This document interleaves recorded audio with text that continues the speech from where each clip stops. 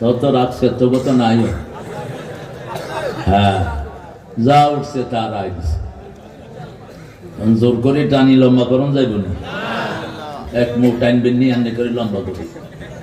যা উঠেছে আল্লাহ কবুল করুক। আব্দুর রহমান দরসে নিজামি আলিয়া, খতিব অত্র জামে মসজিদ। আর অনেক ওলামা হযরত এসেছেন, আমার উস্তাদ সমতুল্য। আমি যাদের ছাত্র হতে পারলে ধন্য হতাম।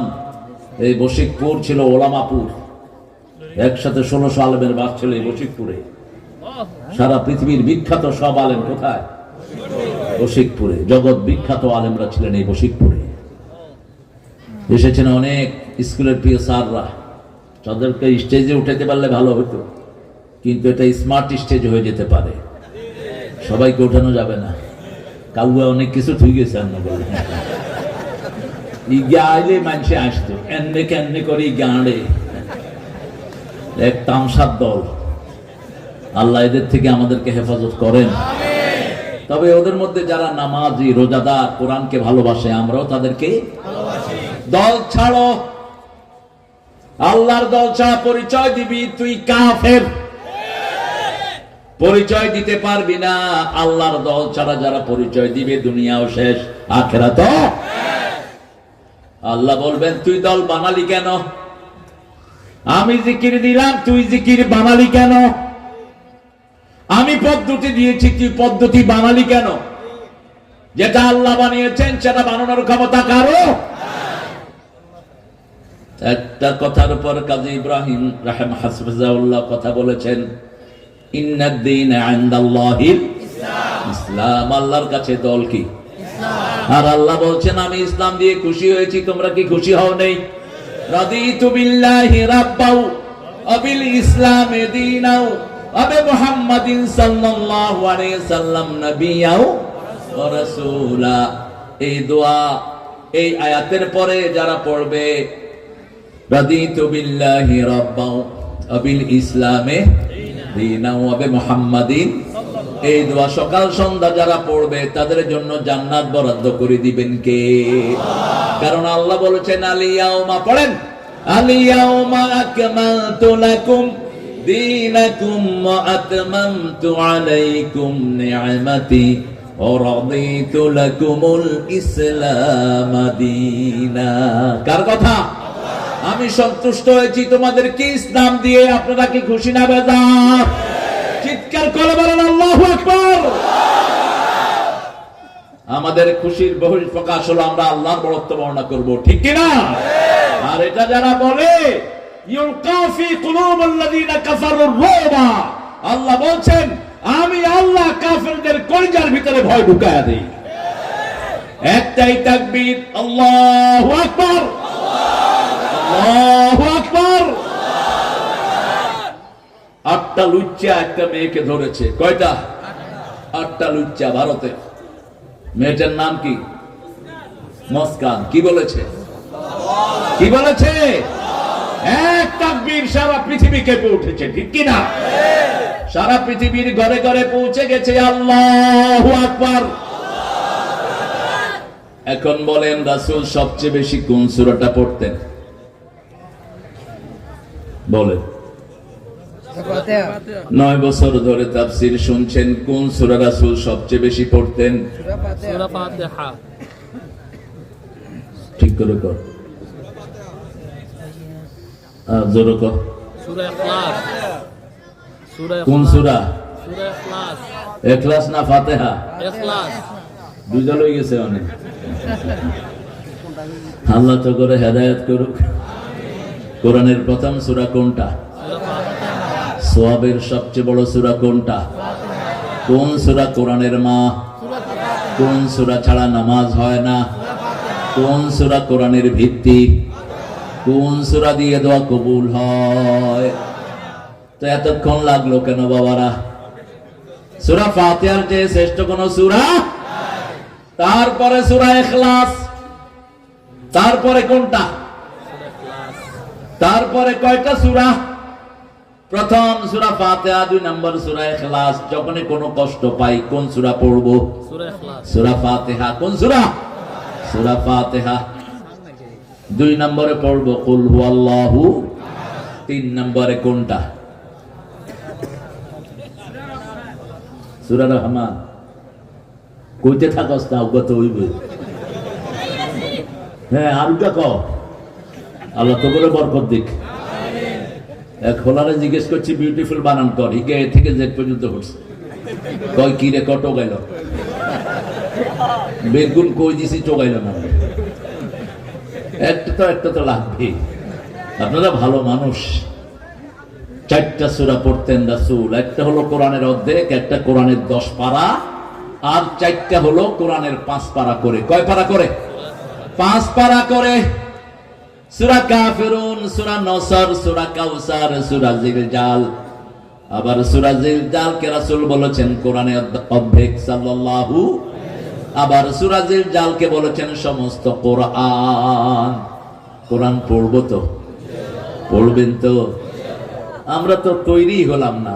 ইসলামী স্টেট কেমনে আসবে? চোররা চুরি করেছে, আমরা কি করেছি? আমরা পাহারা দিয়েছি, চুরি কর বালা করে। চোর আশেপাশেই আছে, তবে চুরি করেছে যারা মরেছে, চাঁদাবাজি করেছ যারা মরেছ তারা শেষ। কোন চাঁদাবাজ শান্তিতে থাকতে পারে? যা চাঁদা করে আনে সেটা মানুষে খায়, সে খেতে পারে না। আপনি দেখেন যারা বিগত সরকারের সময় চাঁদাবাজি করেছে, একটাও এলাকায় নাই। আছে? কথা কন না কেন? নাই। এখন যদি কেউ চাঁদাবাজি করে, তাকেও এলাকা থেকে বিতাড়িত করে দিবেন কে? আমরা কিছুই করব না, সব করার মালিক কে? এখন বলেন কোরআনের সবচেয়ে বড় সূরা কোনটি? কত আয়াত? কোরআনের সবচেয়ে উঁচু চূড়া কোনটি? সবচেয়ে উঁচু কোনটা? উঁচু উঁচু। রাসূল বলতেন লিকুল্লি শাইইন সানাম, সানামুল কোরআন আল বাকারা। প্রত্যেক জিনিসের একটা উঁচু জায়গা আছে। কোরআনের সবচেয়ে উঁচু জায়গা হলো সূরা বাকারা। এই সূরা বাকারা যে তেলাওয়াত করবে, সব বরকত আল্লাহ তাকে দান করে দিবেন। আর যে তেলাওয়াত করবে না, তার কপালে দুঃখ আছে। এজন্য প্রত্যেকদিন রাসূল সূরা বাকারা পড়তেন, আমরাও পড়ব। আজকে পড়ছেন তো? দেখি আজকে কে কে পড়ছেন সূরা বাকারা পুরাটা? 2 আয়াত ন? রিপোর্ট লেন, 2 আয়াত করিলেই পুরাটা পড়ছেন। একজন হাত তোলেন নাই। আলেমরা পড়বেন 5 পারা। ইবনে ওমরের হাদিস। আপনার চরিত্র যদি গঠন না হয়, কি দিয়ে আপনি জিহাদ করবেন? আগামীর দিন, যুদ্ধের দিন আসতেছে, ঠিক না ঠিক? তলোয়ারের ছায়ার নিচে জান্নাত কার কথা? রাসূল বলেছেন আল জান্নাতু তাহতা যিলালিস সুয়ুফ। তলোয়ারের ছায়ার নিচে হলো জান্নাত। আল্লামা ইকবাল এটার ব্যাখ্যা দিয়েছেন, তেগু কি সায়ে মে হাম পলকর যাওয়া হুয়ে হ্যাঁ, বড়কর যাওয়া হুয়ে হ্যাঁ, খঞ্জর হিলাল কা হ্যায় কওমি নেশা हमारा, मुस्लिम है हम वतन है सारा जहां हमारा, चीन আমার আরব আমার হিন্দুস্তান আমার নেই কো পর, মুসলিম আমি সারা দুনিয়ায় আমি বেঁধেছি ঘর। আগামীর দিনগুলো মুসলমানদের দিন, ঠিক না ঠিক? পৃথিবীতে আর মুসলমান পরাজয় বরণ করবে না। এখন মেহেদী আসবে, ঈসা আলাইহিস সালাম আসবে, সারা দুনিয়া ছড়িয়ে পড়বে লা ইলাহা ইল্লাল্লাহ, লা ইলাহা ইল্লাল্লাহ মুহাম্মাদুর রাসূলুল্লাহ সাল্লাল্লাহু। আজকে নবম সূরা থেকে কথা বলবো, আল্লাহ তৌফিক দান করেন। নবম সূরা কোনটা? কোন সূরা? কোন সূরা শুরুতে বিসমিল্লাহ নাই? কেন নাই বলেন? দুটি কারণ বলেছেন মুফাসসিরিনে কেরাম। একটি কারণ, সূরা আনফালের অবশিষ্ট অংশ হলো এই সূরাটি, একই বিষয়বস্তু। আরেকটি কারণ, রাসূল পড়েন না, আমরাও পড়বো না। খালাস, রাসূল পড়েন না, আমরাও পড়ব। এই সূরাটি হলো ডিক্লারেশন অফ ওয়ার, যুদ্ধের ঘোষণা। যুদ্ধ করতে রাজি আছেন তো? আছেন রাজি? জিহাদ করতে রাজি আছেন তো? শহীদ হতে রাজি আছেন তো? হাত তুলে দেখা দাও মুসলমান।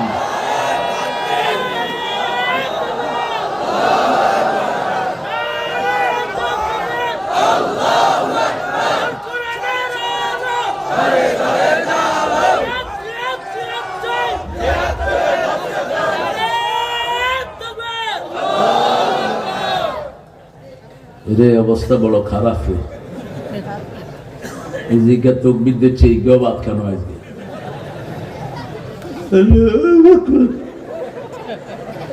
সমস্ত শক্তি গলার কাছে এনে একটু বলেন তো আল্লাহু আকবার। এই যে কোন আবার বলেন তো আল্লাহু আকবার। আল্লাহ কবুল করুক। সামান্য হয়েছে একটু। আপনাদের এখানে তো দলাদলি বেশি। আমাদের এখানে কত মুজাহিদ বাহিনী ছিল, জেহাদি, ওইটা সেটা। হ্যাঁ, জেহাদি